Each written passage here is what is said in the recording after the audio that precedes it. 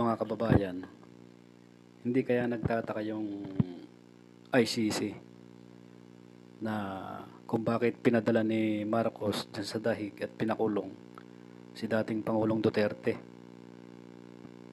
Kasi kaya nila dinala dyan at tinanggal dito sa Pilipinas si Pangulong Duterte para makapagnakaw ang administrasyon ni Marcos ng bilyon-bilyon.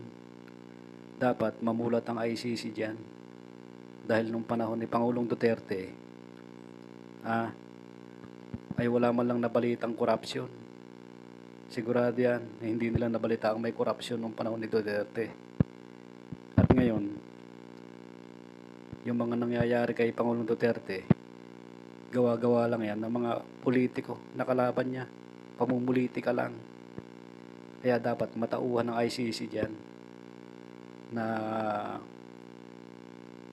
yung mga magkawatan at mga magnanakaw sa panahon ngayon ay triple na kayod nila para makapagnakaw, kasi nung nakaraang administrasyon ay hindi sila nakapagnakaw, kaya ngayon triple ang kayod nila.